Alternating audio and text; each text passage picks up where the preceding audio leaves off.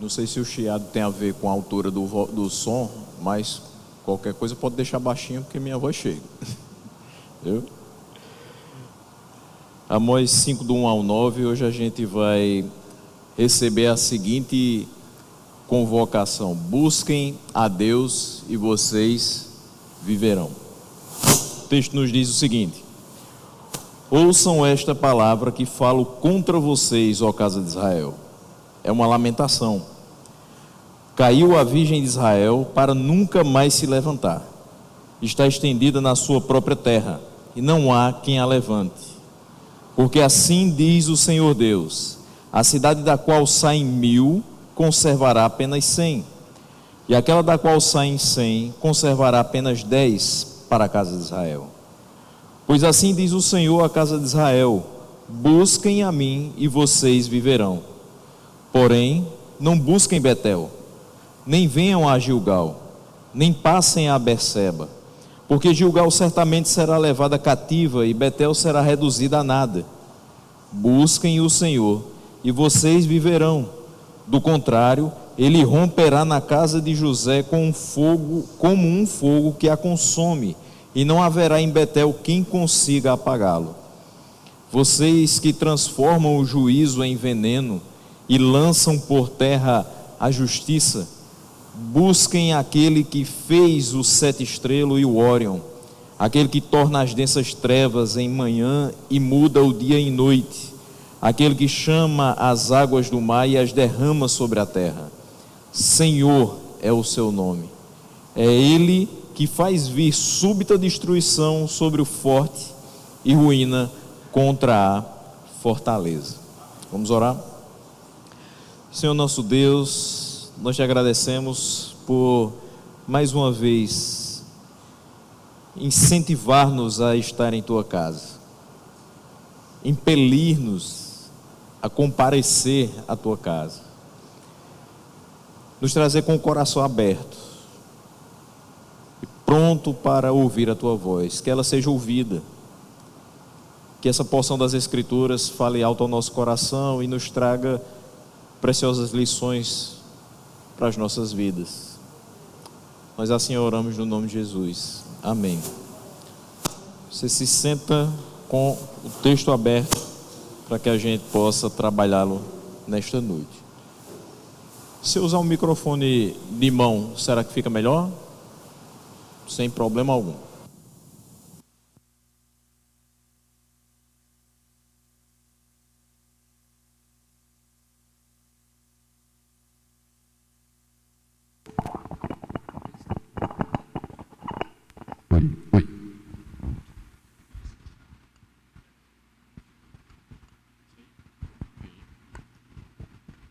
Pronto. Maravilha.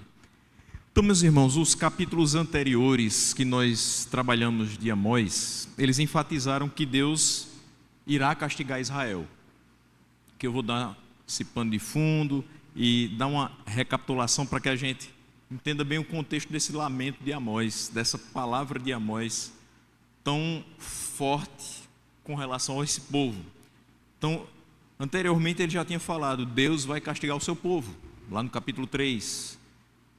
Antes, no capítulo 2, versículos 13 a 16, ele disse: Deus vai derrotar o seu exército, vai destruir suas casas e templos, no capítulo 3, versículo 11 até o versículo 15, e vai enviar o povo para o exílio, capítulo 4, versículo 2, versículo 3. E nesse momento final do capítulo 4, ele tinha dito: vocês deverão agora se preparar para me encontrar face a face. Versículo 12 do capítulo 4. Tendo em vista então que o fim de Israel já foi anunciado, é bem natural que o profeta lamente a morte do povo. Porque se tudo vai ser destruído, se nada vai sobrar, então é certo que essa morte vai acontecer, e o lamento é o que se segue à morte. A gente viu no capítulo 4, da parte do versículo 6 até o versículo 13, quantas chances foram dadas, quantos avisos foram dados, e mesmo assim a nação de Israel não se voltou para o Senhor. Então, se chega um momento em que o Senhor atinge aquela medida de paciência, apesar de tão longânimo que ele é, que ele diz, depois de 3 ou 4 transgressões de Israel, eu não vou suspender o castigo. Então agora, depois do castigo realizado, o que vai restar? Lamento.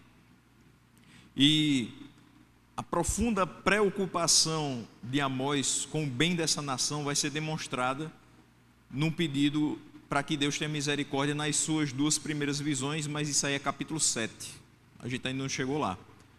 Mas há motivos suficientes para crer que Amós está verdadeiramente sentindo uma grande tristeza pelo futuro de Israel. Ele foi levantado para ir até lá, falar para aquele povo se arrepender e se voltar para o Senhor, e até agora isso não aconteceu. Então ele vê o castigo iminente desse povo e ele está muito preocupado com o que pode sobrevir àquela nação que o Senhor escolhera. Então a passagem começa com uma canção fúnebre, um lamento do profeta Amós. Versículo 1 diz isso: ouçam esta palavra que falo contra vocês. Inicialmente não é uma palavra boa, não é uma palavra de favor para com Israel, é uma palavra contra eles. E ele diz, é uma lamentação.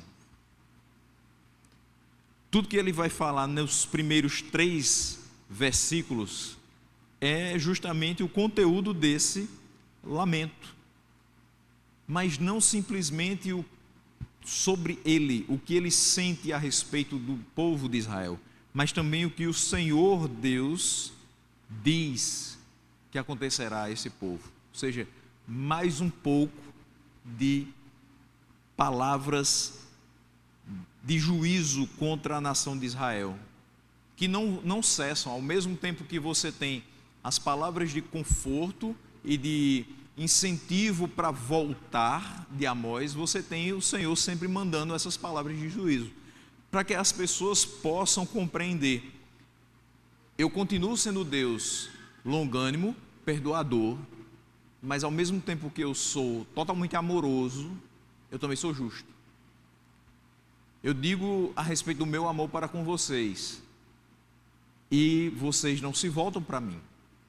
Eu agora trato vocês com mais dureza, envio todo tipo de assolações, e eu digo que sou eu mesmo que estou mandando, para que vocês não pensem que é algo do maligno. Sou eu que mando. Para quê? Para que vocês se consertem.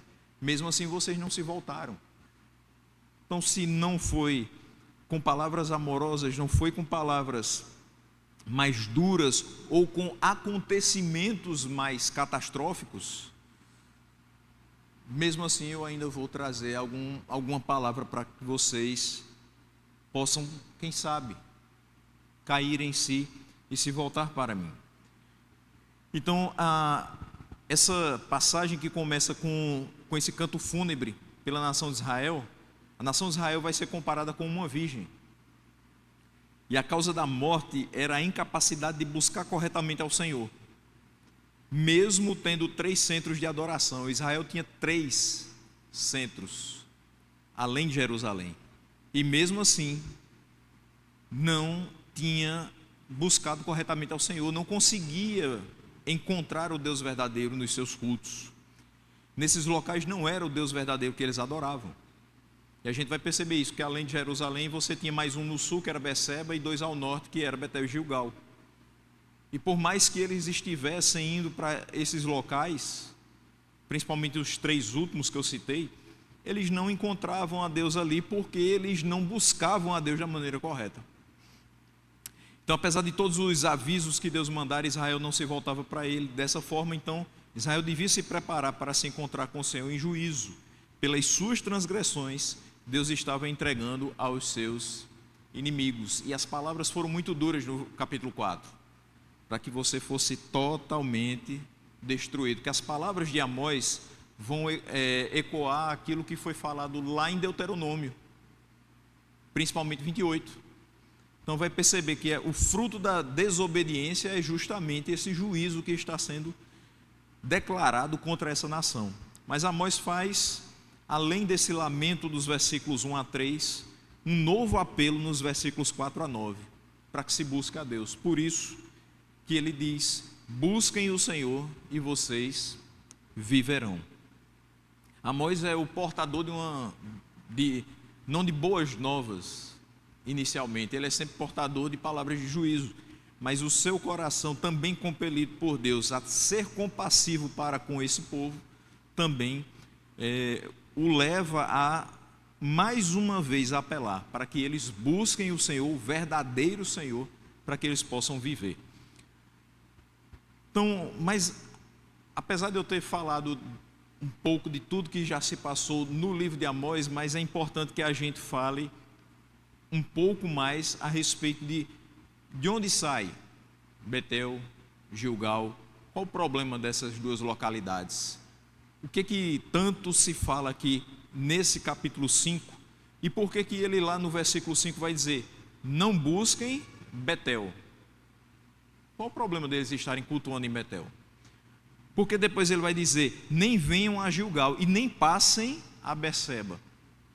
Qual o grande problema desses três pontos, desses três centros de adoração? Então, após a divisão dos reinos, Jerusalém permaneceu durante certo tempo como ponto único de adoração a Deus. E aqueles que pertenciam ao reino do norte desciam a Jerusalém para adorar. Essa é a primeira questão. Quantas vezes eles desciam para adorar? Pelo menos 3 vezes ao ano. Só que qual era a motivação no coração daqueles irmãos que desciam ali para adorar na terra do sul? Era um louvor ao Deus que os tirou da terra do Egito. Então, todas as vezes que eles desciam ali para Jerusalém, eles levavam no coração o louvor ao Deus que os tirou da terra do Egito. Só que Jeroboão, o rei do norte, que os seus súditos retornassem para a submissão ao rei do sul, que era Roboão e era da linhagem de Davi. Então, pensando nisso, meus súditos estão indo o tempo todo para Jerusalém, 3 vezes por ano eles estão descendo. Vai que numa dessas viagens eles sejam cooptados pelo rei do sul e deixem de me servir. Por quê? Porque o local de adoração está lá. Então, muito mais fácil que eles morem lá, se submetam ao rei de lá e adorem ao Deus deles lá. Então, ele tem a brilhante ideia de construir templos e de colocar bezerros de ouro. Então, ele constrói 2 pontos de referência na história de Israel, que são Betel e Gilgal, constrói os templos e põe um bezerro de ouro em cada um desses templos para adoração local. E começa a dizer ao povo: vocês não precisam mais descer. Isso aqui, que está colocado nesse templo, representa aquele que vocês estavam adorando lá em Jerusalém. É como se dissesse: o bezerro de ouro é Deus. E aí aquele povo que fazia toda aquela peregrinação para adorar o Deus verdadeiro começa a não mais se deslocar, mas está adorando o Deus falso. Então havia também esse terceiro centro de peregrinação, que é Berseba, ficava ao sul de Jerusalém, e isso vai gerar romarias, isso vai gerar muito problema com a regularidade desses cultos, porque eles começam a imitar a liturgia do templo de Jerusalém. E você vai ter uma idolatria muito grande a falsos deuses. Então a liturgia era similar, mas o alvo do culto não era o Deus verdadeiro. Então imagine um local onde as pessoas se reúnem como nós nos reunimos, tem a mesma Bíblia que nós temos, o mesmo tipo de cânticos que nós entoamos, mas o alvo de toda essa reunião, a motivação do coração das pessoas está direcionado para outra pessoa que não o Deus verdadeiro. Então, de onde surge o problema no caso com Betel, né? Betel tinha um significado de casa de Deus. Vocês devem lembrar perfeitamente que quando Jacó, fugindo de Esaú, teve uma visão da escada que subia até o céu, e os anjos subiam e desciam nessa escada. E ele disse: bom, aqui deve ser a casa de Deus.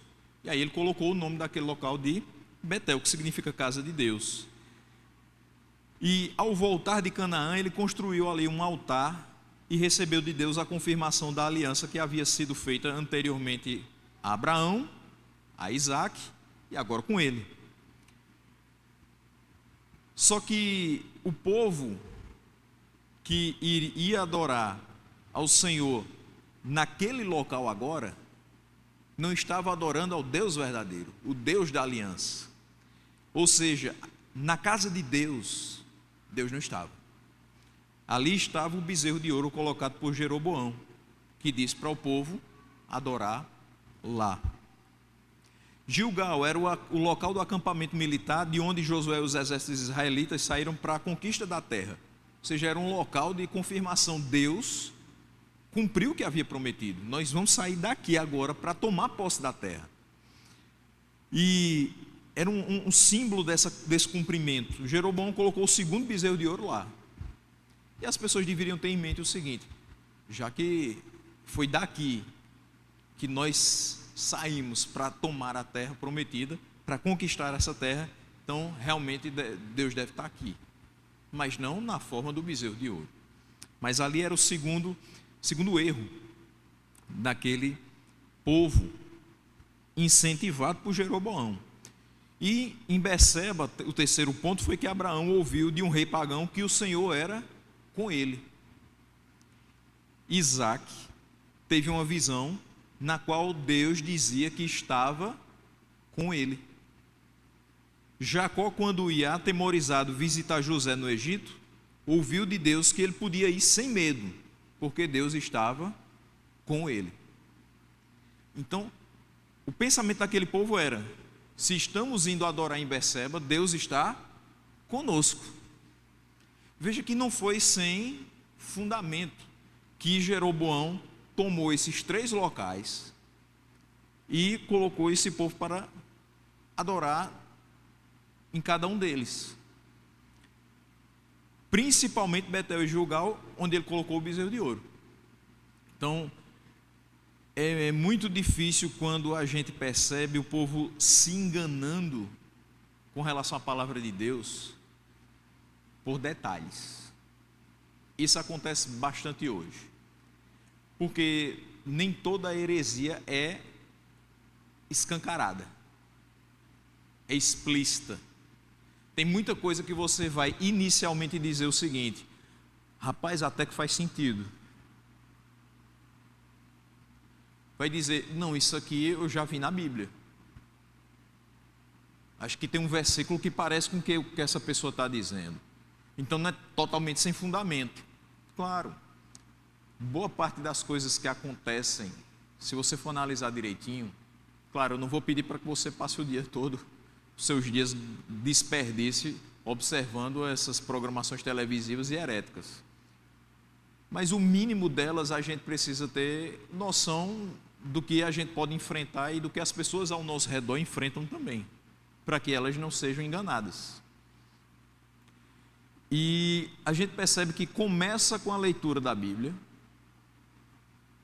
Geralmente o falso profeta ele começa coerente na sua explanação, mas lá pelo meio ele distorce. Então até aquele ponto onde ele está sendo coerente, ele já conquistou a atenção e o coração de muitos que o ouvem. E quando a distorção é feita, você talvez já não tenha força para dizer está errado. É por isso que nós temos inúmeros conhecidos e talvez até familiares que na época da televisão de tubo colocaram um copo com água acima do aparelho, que talvez levaram pertences de seus familiares para que fosse orado nos pertences dentro da igreja, ou que já consagraram um carro ou um objeto para que ele servisse para o reino de Deus. Tudo isso, toda essa simbologia, ela não veio do nada. Geralmente antigos rituais, antigas questões, até mesmo da lei cerimonial, são pegadas para que tenha um mínimo de base, um mínimo de fundamento, para que você perceba que faz sentido, mas não faz. Não faz sentido você se dobrar diante de um bezerro de ouro se você sabe que Deus é espírito e importa que os seus adoradores o adorem em espírito e em verdade. Do mesmo jeito que não faz sentido que hoje a gente se dobre diante de qualquer tipo de imagens. E aí isso vai englobar não só a Igreja Católica Apostólica Romana, vai englobar qualquer outra manifestação religiosa que se utilize disso. Afinal de contas, nós recebemos o mandamento: não farás para ti imagem de escultura. Mas muito mais do que isso, esse povo aqui sabia que somente ao Senhor teu Deus adorarás e somente a Ele darás culto. E o Senhor tinha deixado na lei de Moisés a forma como eles deveriam adorar.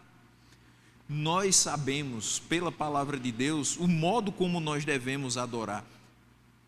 E por que que ainda assim há muitos nos nossos dias que não conseguem encontrar nessas reuniões a verdadeira face de Deus, mas apenas uma faceta de um Deus que é colocado como sendo o provedor de uma prosperidade financeira, às vezes aquele que vai ser quem resolve os seus problemas mais presentes, talvez aquele que vai conseguir que você seja promovido no seu trabalho, mas pouco se fala daquele que continua provendo o ar que você respira, aquele que continua lhe sustentando nos momentos mais difíceis e de crises internas, e ele mantém você regulado o suficiente para continuar confiando nele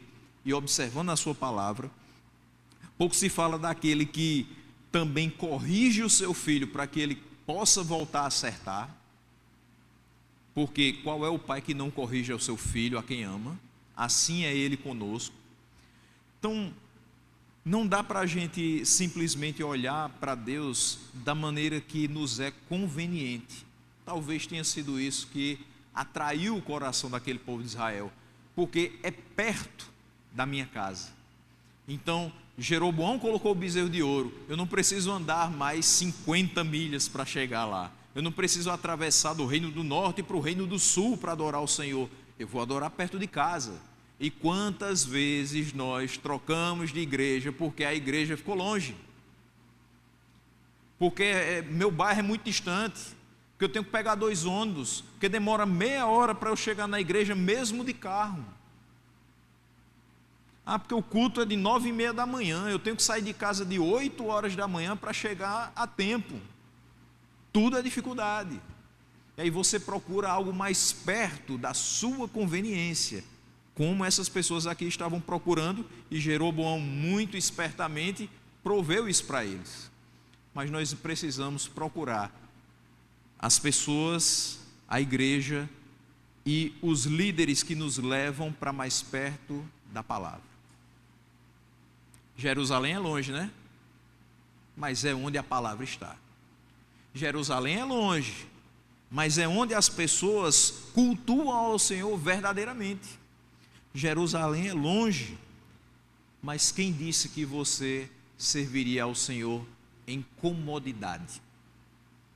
Servir ao Senhor não quer dizer que você estará deitado eternamente em berço esplêndido. Isso quem diz é o hino nacional brasileiro. Para servir ao Senhor você terá provações. No mundo nós temos aflições, mas nós servimos aquele que venceu o mundo e por isso nós podemos ter bom ânimo. Então, esse é um ponto. E é um ponto a se lamentar, porque esse ponto não foi simplesmente para a nação de Israel, é para nós. Não pense que o fato de nós estarmos aqui hoje simplesmente representa que nós estamos totalmente firmes. Nós precisamos estar sempre avaliando a nossa relação com Deus. Será que realmente eu estou servindo a Deus a despeito das minhas dificuldades, das minhas incoerências, das da minha forma de querer que tudo gire em torno de mim, na minha órbita, e que seja fácil. Às vezes a gente é pego por esse tipo de sentimento, e quanto mais perto das nossas conveniências nós estamos, provavelmente mais longe do centro da vontade de Deus nós estaremos. No versículo 2, ele vai dizer o conteúdo do seu lamento. E ele diz: caiu a virgem Israel, para nunca mais se levantar. Lembra do texto que a gente sempre lê, né, 90% das vezes na Santa Ceia? É bom que está perto da última Santa Ceia, faz só 9 dias. Tem um dos versículos que diz: por essa razão há não poucos que dormem, por não discernir o sangue e o corpo do Senhor, por não compreender qual era o objetivo do Senhor em mandar tantos avisos e ordenar que eles buscassem Ele de novo, se voltassem da sua vida de idolatria e o servissem da maneira correta. Esse povo aqui estava prestes a dormir, ou seja, tombar, a virgem cairia para nunca mais se levantar, ou seja, é morte. E ele diz: está estendida na sua própria terra, ou seja, não queria dizer que eles sairiam para outra terra, para ser mortos nessa outra terra. Não, um inimigo os invadiria e promoveria a sua própria destruição, ou seja, você caiu na própria terra, e não há quem a levante. Esse é o lamento. Quer dizer, você estava em casa, você tinha tudo, Deus fazia tudo por você, Deus livrou você dos seus inimigos, e agora, por conta das suas transgressões, Deus vai entregar você aos seus inimigos, e eles vão matar você na sua própria terra. E aqui, Israel, na forma de uma virgem na flor da idade, que não foi conquistada e que não cumpriu o seu papel de esposa e de mãe, indica o desperdício da sua vida. Ele compara Israel a uma jovem que viveu no máximo 18 anos, ou seja, não viveu a sua juventude, não experimentou aquilo que era plano de Deus para a sua vida, de crescer, de constituir família, de gerar frutos dessa união, ou seja, uma vida que foi desperdiçada. Essa morte precoce fica clara com a oração: não há quem a levante. Não tem. Não quer dizer que Israel vai tombar, mas depois levanta, depois melhora, depois se recupera. Não, agora é a morte final. A nação não tem mais esperanças, porque está estendida na sua própria terra. É um corpo sem vida, abandonado depois da batalha. E agora a derrota militar que Amós já tinha citado no capítulo 3, versículo 11, no capítulo 4, versículo 3, fica mais claro. Quando no versículo 3 do capítulo 4 ele diz: vocês sairão em fila pelas brechas e serão lançadas na direção do monte Hermon. Para quem ele falou isso? Para as mulheres de Samaria, aqueles que ele chamou de vacas de Bazã. Vocês vão ser lançadas, vocês vão sair em filas pelas brechas. E o que é que vai acontecer com vocês depois? Vocês sabem. Versículo 3, ele vai anunciar ainda mais uma questão para que eles tenham essa visão do juízo. Ele diz: assim diz o Senhor Deus. E aí uma questão que no final eu vou trazer também como aplicação para nós. Amós não fala de sua própria cabeça. Amós não diz: eu digo a vocês. Veja, a única coisa que ele pôde falar aqui foi o lamento. E mesmo assim o lamento tem fundamento naquilo que Deus já o mandou dizer. Ou seja, se você olha tudo que ele já profetizou, faz sentido como consequência ele lamentar. Mas todas as vezes que o juízo vai ser proferido, não é da cabeça de Amós. Ou seja, Amós não faz como Tobias e Sanbalat faziam com Neemias, escrevendo cartas para o amedrontar. Mas Amós está aqui falando para esse povo, não no sentido de trazer terror, porque ele acha que algo pode acontecer. Ele traz consciência de algo que vai acontecer e que deve trazer temor ao coração dos israelitas. Então, ele diz: assim diz o Senhor Deus, a cidade da qual saem 1000 conservará apenas 100. E aquela da qual saem 100 conservará apenas 10 para a casa de Israel. Ou seja, as cidades de Israel enviariam suas tropas às centenas e aos milhares, mas apenas 1/10 iria sobreviver. Isso representa o que, meus irmãos? Derrota. Você envia 1000 numa tropa, só volta 100. Recua. Acabou, perdeu. Porque 100 não vai conseguir lutar com o que sobrou do outro lado. Quando saíssem à guerra, as unidades militares organizadas seriam dizimadas pelos inimigos. E aqui o centro da atenção não é quantos sobram, é quantos morrem, porque a quantidade maior é de mortos. Veja, 1000 saíram, 900 morreram. É esse número que chama a atenção, porque por mais que nós tenhamos um número bem expressivo de sobreviventes de guerra, mas quais são os números que são falados todas as vezes que se toca no assunto de guerra? Os números de mortos. É tanto que é extremamente motivo de alegria para a gente quando você diz assim: meu bisavô foi pracinha na Segunda Guerra Mundial, ele lutou na Itália, ele é um sobrevivente de guerra. É um em quantos? A maioria ficou no campo de batalha, corpos estendidos, sem vida, caíram e não havia quem os levantasse. E aqui fica muito claro: se vocês continuarem do jeito que vocês estão, vocês vão enviar as tropas, mas os inimigos vão dizimar 90% de vocês. Do versículo 4 até o versículo 9, nós vamos ter novos apelos de um Deus compassivo. Deus é muito compassivo, é muito longânimo. E ele envia através de Amós mais 3 apelos. O primeiro nos versículos 4 e 5, vamos reler. Pois assim diz o Senhor à casa de Israel: busquem a mim e vocês viverão. Porém, não busquem em Betel. Não busquem Betel, nem venham a Gilgal, nem passem a Berseba, porque Gilgal certamente será levada cativa, e Betel será reduzida a nada. O que nós vemos nesses 2 versículos?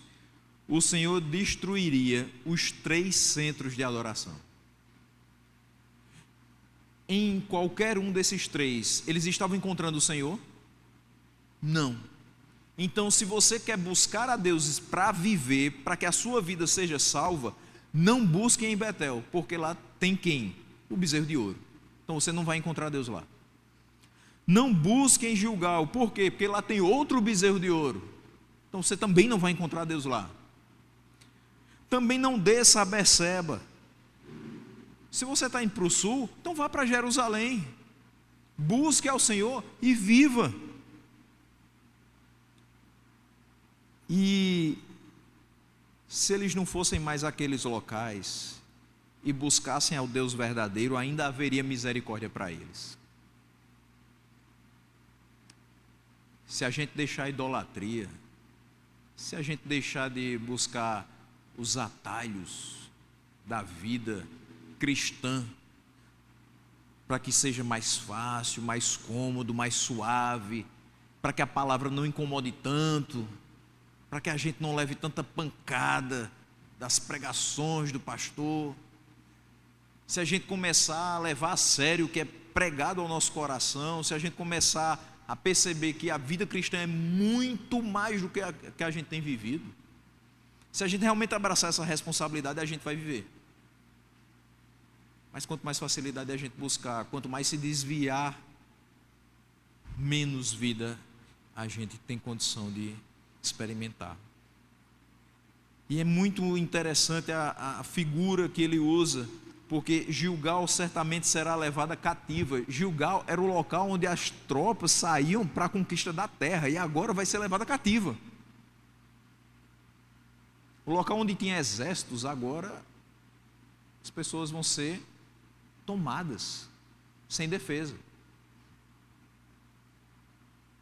Ou seja, de fortes passarão a inofensivos. E Betel, que é a casa de Deus, vai passar a ser a casa de nada. E esse nada aqui significa vaidade. Então, Betel será reduzida a nada, ou seja, a vaidade. E o que é que Salomão falou a respeito da vaidade? Ela não serve de nada. Tudo é vaidade. Vocês botaram um bezerro de ouro, vocês tentaram imitar o culto de Jerusalém, vocês achavam que estavam fazendo tudo para a glória do Senhor, mas o que é que vocês estavam fazendo no final das contas? Nada. Nada. E ele repete no versículo 6, é o segundo apelo: busquem o Senhor e vocês viverão, do contrário, ele romperá na casa de José como um fogo que a consome, e não haverá em Betel quem consiga apagá-lo. Agora ele diz: busque a Deus para que não irrompa na casa de José como fogo, ou seja, mandar incêndio, destruição. Quando ele fala da casa de José, a gente precisa lembrar que de José saíram, dois dos filhos de José formavam duas das maiores tribos do norte, que era Efraim e Manassés. Então, se você falasse Efraim e Manassés, era como se você estivesse dando conta de todo o reino, daquelas 10 tribos. Então, quando ele fala casa de José, ele está se referindo a todo o reino do norte.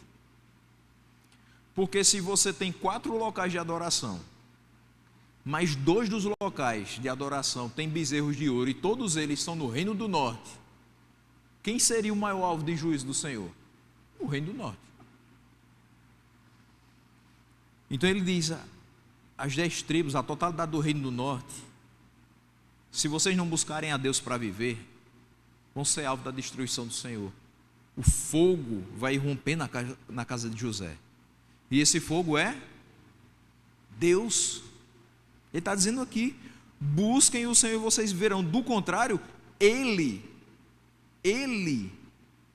irromperá na casa de José como um fogo que a consome. O nosso Deus é fogo consumidor. Por isso que eu tenho muito medo quando as pessoas dizem assim: manda fogo, Senhor. Calma, irmão. Fogo é juízo, e é o que está sendo pronunciado aqui. Então não manda fogo não. Tem paciência com a gente. Manda profetas, manda palavra, manda consciência à nossa mente, abre o nosso coração para que a gente possa entender que a gente tem que voltar para o Senhor, que a gente tem que devotar o nosso coração ao Senhor e não a qualquer falso Deus.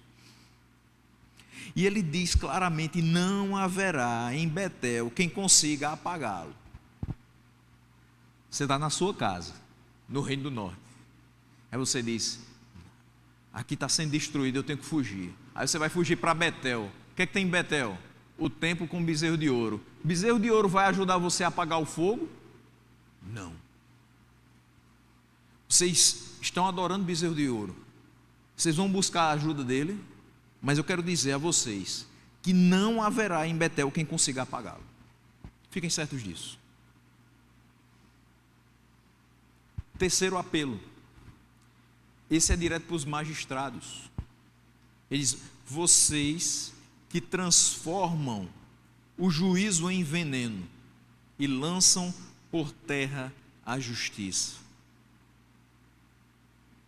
esses devem buscar ao Senhor. Interessante, tem uma palavra que provavelmente só vai estar na revista atualizada, que é a losna. A losna é uma erva muito amarga. Ela é como a flor do absinto. Então ele diz: vocês transformam o juízo em veneno, em alosna, em algo amargo. Os magistrados aqui recebiam suborno, vendiam sentenças para oprimir os pobres. Eles distorciam a lei para oprimir os pobres. Então as suas sentenças eram amargas, como a alosna, como a flor do absinto. Eles lançavam a justiça por terra por conta do suborno que eles exigiam. Mas mesmo para eles haveria misericórdia se eles buscassem o Senhor. Busquem o Senhor e vocês viverão. E nos versículos 8 e 9 ele vai mostrar: vocês podem até ser os homens que tomam conta das leis da terra, e através dessas leis vocês podem querer destruir esse local, mas vocês não podem competir com aquele que criou todas as coisas. Então, se vocês quiserem subsistir e não serem destruídos pelas suas próprias transgressões, vocês devem buscar aquele que fez o chão que vocês pisam, que criou o ar que vocês respiram. Então Deus coloca eles nos seus devidos lugares, quando ele diz: busquem aquele que fez o 7 estrelas e o Órion, aquele que torna as densas trevas em manhã e muda o dia em noite, aquele que chama as águas do mar e as derrama sobre a terra. Senhor é o seu nome. A justiça humana ameaça destruir o mundo, mas Deus é o poder criativo que fez e que providencialmente controla os poderes da natureza no mundo. Quando ele cita aqui o 7 estrelas, é um conjunto de estrelas na constelação de Touro, que vai exibir 6 ou 7 estrelas proeminentes e visíveis a olho nu. Olha que interessante. Amós, o que ele fazia? Cuidador de gado. Ele passava muito tempo olhando para as estrelas, contemplando as estrelas, enquanto fazia, como a gente diz aqui no Nordeste, pastorava aquele gado. Ou seja, ele conhecia o 7 estrelas. Mas mais do que o 7 estrelas, aquelas 6 estrelinhas ou 7 que ele podia ver a olho nu, ele conhecia quem fez o 7 estrelas. E Amós está dizendo: sabe quem vocês devem buscar? Quem fez isso aqui, ó. Está vendo essas 6 estrelinhas? Ele conhece pelo nome. Ele conhece você. E ele sabe que seu coração não está sendo sincero para com ele. Mas se você buscar o Senhor, você vai viver. O Órion, na mitologia clássica, a constelação de Órion é o caçador. E em Jó, o 7 estrelas e o Órion são citados juntos como evidências do poder e da sabedoria incomparáveis de Deus. Quando você olha assim para uma noite que não está muito nublada e consegue ver aqueles pontinhos brilhantes no firmamento, o que é que você pensa? Você pensa: que bonita essa estrela, que noite iluminada? Ou você pensa: quão grande é o meu Deus? É isso que a gente deve pensar, porque aquilo dali, tão pequenininho, um ponto luminoso a milhões e milhões de quilômetros de distância da gente, mas aquilo dali é a evidência de que Deus é poderoso e é sábio em tudo que faz. Eles deviam buscar o que criou as constelações, o que controla a história e as circunstâncias, o Deus que promove a evaporação das águas do mar. Ele diz: ele chama as águas do mar. Veja esse tipo de linguagem. Ele está falando aqui do que? A evaporação das águas do mar, que se localizam nas nuvens e que são depois derramadas sobre a terra. É óbvio. Amós não está falando numa linguagem científica, mas a gente sabe que é assim que acontece. E ele diz, ele chama as águas do mar e derrama sobre a terra. Veja o poder que ele tem. Ele não só teve o poder de dividir a terra seca das águas, mas agora ele chama essas águas para molhar a terra seca. Esse é o poder do Deus que vocês devem buscar. Yahvé é o seu nome. O Senhor é o seu nome. O soberano é o seu nome.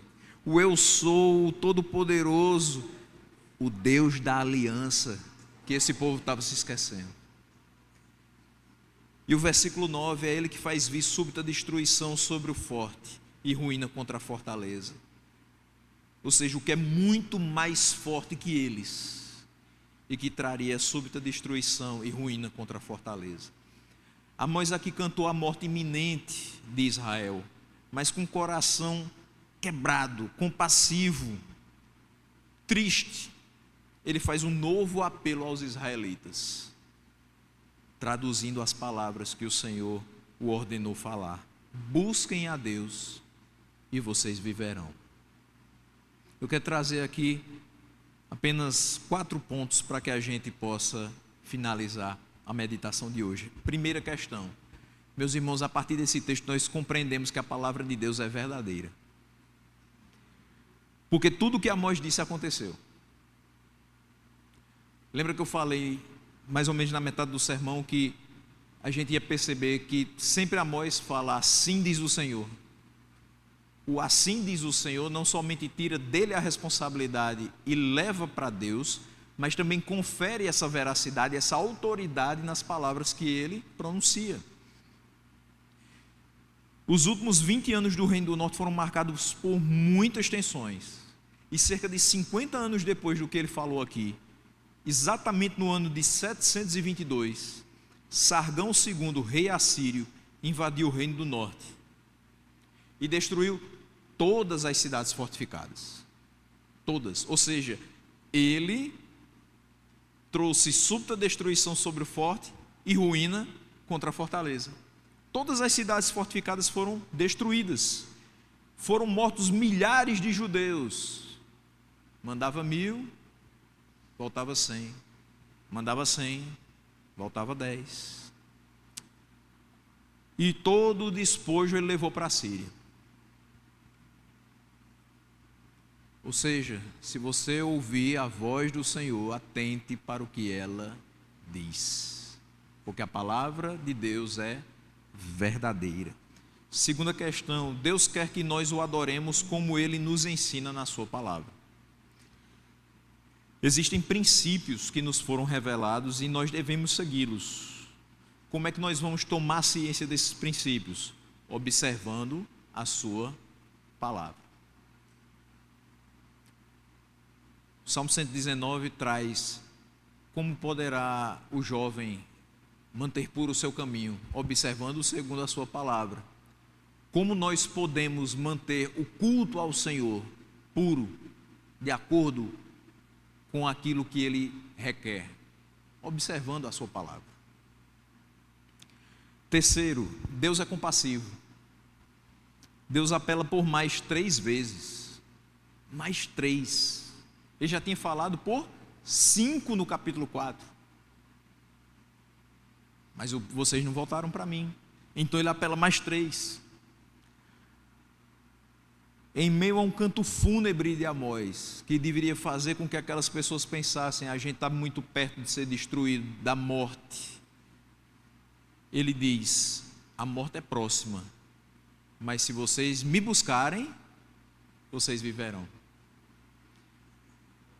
Para que o povo busque e possa enfim viver verdadeiramente, ele manda mais 3 apelos. O juízo de Deus viria 40 anos depois. Veja, Deus tem paciência demais. Demais. A sua longanimidade ainda enviou para aquele povo, além de Amós, os profetas Oséias, Miqueias, Isaías e apesar de ser difícil de datar, provavelmente Joel. Isso quer dizer que o povo se desviou, Deus levantou profetas, mandou mais palavra, o povo caiu, profetas foram levantados, e só 40 anos depois o juízo veio. Deus é misericordioso, meus irmãos, Deus é compassivo, Deus é justo, Deus é longânimo, mas a gente não pode abusar da paciência dele. A gente vê tanto atributo bom em Deus e a gente pensa que muitas vezes Deus seria aquele bom velhinho que traz um presente se eu obedecer durante o ano, ou talvez aquele homem de barba branca que está sentado esperando que você faça um carinho na cabeça dele para que ele possa te dar tudo aquilo que você deseja. Deus é pai, Deus é amigo, mas nunca se esqueça que Deus é Senhor. Nós precisamos ter um relacionamento com Ele, sim, de amor profundo, e esse amor requer temor e tremor na sua presença. E por último, Deus nos chama na pessoa de Cristo. Mateus 11, 28, venham a mim todos vocês que estão cansados e sobrecarregados, e eu os aliviarei. João 14, 6, eu sou o caminho, a verdade e a vida, ninguém vem ao Pai senão por mim. João 3,16, porque Deus amou o mundo de tal maneira que deu o seu Filho unigênito para que todo que nele crê não pereça, mas tenha a vida eterna. Nós somos chamados a ir até Deus na pessoa de Cristo. Busquemos a Deus e vivamos eternamente livres da morte eterna. E que os resquícios que ainda possam existir em nós, da idolatria e de um falso culto a Deus, sejam removidos e substituídos por uma fé genuína e vibrante no nosso Senhor e Salvador Jesus Cristo. Lembremos do Senhor, busquemos a Ele e nós viveremos.